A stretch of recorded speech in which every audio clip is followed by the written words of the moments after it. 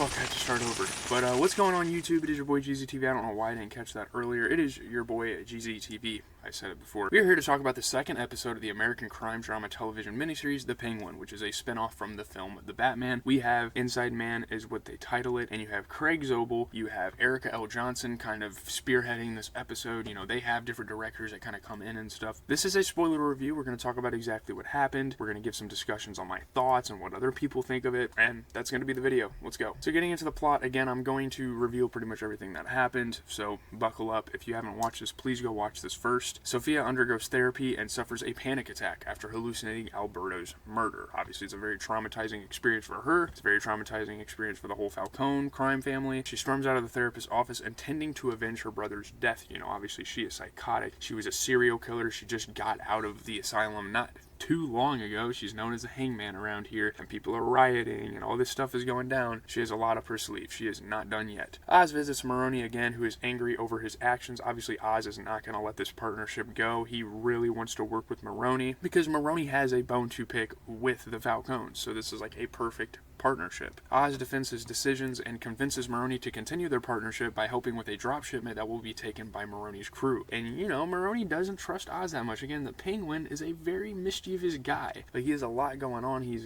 very manipulative. He fucks people over. He finesses a lot of people. Oz says here, you know, your crew can take it, you know? However, Oz is surprised when Johnny Vitti appears and forces him to go in the armored truck instead of the car. Maroni's crew arrives and intercepts the truck, killing many of Falcone's henchmen. Oz barely escapes alive and claims his innocence to Vitti. However, Sophia is seeing right through this. Obviously, she's having some suspicions about Oz and kind of his involvement with things, you know, the killing of Alberto and this thing, thinking it's an inside job. You know, she's certain that someone within their crew is cooperating with Maroni, and it's obviously Oz. And now it's kind of a battle of like, will she find out who did it? Will she find out it's Oz? This sort of thing. Falcone's brother Luca is brought in to take Carmine's place as boss of the family and warns Sophia to stay out of their business. Like, this is his job to handle. He has been hired. He has been appointed kind of to take over. Even though, I mean, obviously they don't like women being in rule when you're talking about a mafia and when you're talking about a crime organization like this. Obviously it should be Sophia that takes over, and she's obviously very bitter about all this stuff. So there you have it. So Oz is called to his mother's house after his landlord reports that her dementia has been worsening. You know, things have been getting worse. She's obviously been aging a lot. She's been doing stupid things like wandering around the neighborhood, not sure where she's at, being very disoriented about things. Oz refused to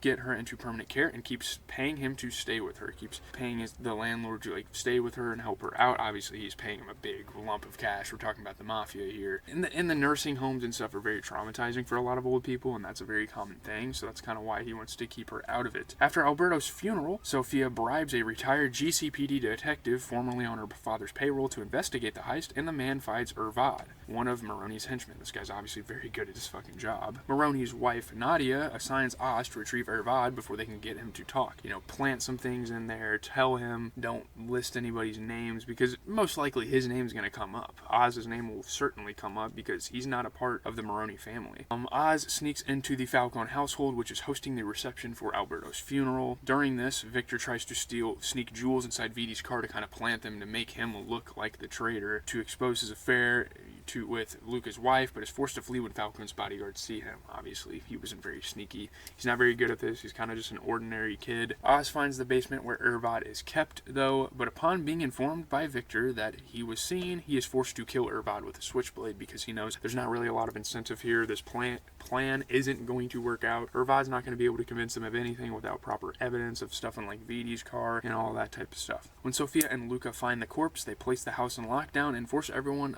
assigned to the truck, including Oz, into a room. Oz plants the knife when Sophia is Enforcer Castillo. This is kind of like her assistant. This is the guy kind of walking around, making sure she's okay and stuff, being a bodyguard. Sophia tries to shoot him, but Luca intervenes and executes Castillo himself. And this obviously makes Sophia feel some type of way, kind of like attacks her femininity, I think that's how you say it. Feeling that Sophia is clouded by her vendetta, Luca decides that she will be sent to Italy until their business is settled. That night, Oz makes Victor dig a grave for the bodies of Ervad and Castillo, warning him to stay focused or he will end up just like them. You're gonna fucking die. Like, you better stop wronging me. You better get your damn job done because you're gonna be in trouble if you don't. He is later called and meets with Sophia at the Falcone family crypt where all like the memorials the murals and stuff are at. She asks him for a partnership to wipe out the Falcone family hierarchy so she may step in and take complete control, which is a fucking awesome plot, and I can't wait for this to develop, and that's kind of where we are left off. So just kind of getting into critical review stuff, this is a really good episode. I would say it's a high C to low B episode. I think the first one was probably a little bit better, but it's great. It's a good episode. Oz thrusts himself and those around him down a winding path of misdirection and chaos in another solid episode of The Penguin. Inside Man loses some of the momentum of the series premiere, but a pair of tense sequences and knockout performances from the main cast keep it from falling flat, and that ending itself really made this episode. I think that made it fantastic. The whole partnership between Sophia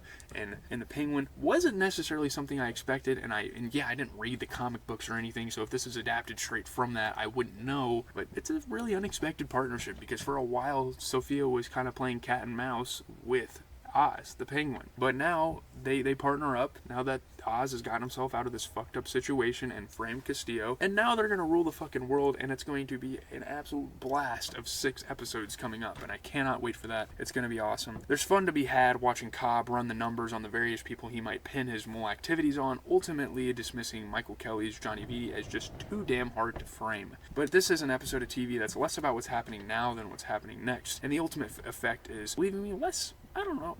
This episode wasn't as interesting as kind of what the future is for the show, and that's a very fair sentiment to kind of hold, I think, because, that cliffhanger at the end just really keeps you interested, and that's good. I think that's a really good tactic that a lot of TV shows use. In terms of just this episode, I don't know. It was good. There you have it. Our sophomore episode of The Penguin puts us through the first real phase of Oz Cobb's plan to take over the Falcone Empire. If you're coming into this thing looking for a quality Sunday night HBO crime show, the proceedings will prove efficient, if not underbaked. Where Inside Man may come off as paying thin gangster cosplay lip service to its The Sopranos, Boardwalk Empire baiting HBO time slot, The Penguin continues to make inspired use of the comic book IP torch it's been tasked with carrying. And the fact that there's already kind of a story in the DC EU that's kind of established in the DC comic in the comic universe that's already kind of established makes this great. So there you have it. And for starters, I already like the direction the series is taking, with the Penguin stumbling up the ladder of success. Does he have good ideas? Is he quick on his feet? None of those questions really matter. The Penguin has luck on his side, and he's a pretty intelligent individual to an extent, and it's very fun to watch that. It's very fun to watch, super intellectual TV characters kind of go through stuff. He's the kind of guy who just spouts words until a threat on his life turns into a job opportunity. If you ever wonder throughout the series why no one simply kills the Penguin, trust me, they're trying,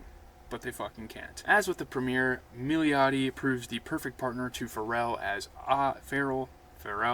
Oz, and every scene between the two characters crackles. That is such a great dynamic between Sophia and Oz. Or Milioti, yeah, okay. By the time the episode ends with Sophia holding an unnerving smile as proposes a partnership with Oz, the Penguin starts to make a name for itself by embracing its pulpy heart. And it's great. I mean, with these characteristics, the Penguin does an excellent job conveying why an S-tier liar and killer like Oz Cobb isn't running Gotham City already. Thus far, his gifts have all been expended into a desperate scramble from the bottom to the, let's say, lower middle. It's great. This episode may also not be as explosive as the first episode, but the pacing and structure keep the Penguin moving at the perfect speed, leaving us wanting more as soon as the end credits roll. Again, it keeps you enticed, it keeps you wanting more, and that's kind of the point of a TV show, and I think they're nailing that. It's great. Oz might want to rethink it's a hell of a lot more fun to dance line he tossed at Sophia Falcone on The Penguin Season 1 Episode 2, because the dance will only get more twisted. So that's what I kind of think, and I'm kind of reading critics at the same time. Let me know. Again, it's just that cliffhanger that's keeping me enticed. I'm going to try to get this video out to you guys as soon as possible. It shouldn't be that long of an episode. It shouldn't be that long of a video. I'm trying to keep these concise. I think they're doing great. Colin Farrell is absolutely fantastic as the Penguin, plays him perfectly, has kind of that mob mentality, that gangster mentality, kind of don't be a fucking pussy, Sopranos, and you guys know how I feel about The Sopranos, so this is great. I'm going to keep bringing up The Sopranos. I'm sorry that I keep doing that. Maybe you guys don't want me to. Anyways, leave a like, comment, subscribe. Sorry if my fucking laundry is like humming throughout the whole fucking house. It has been your boy GZTV. I'm going to try to do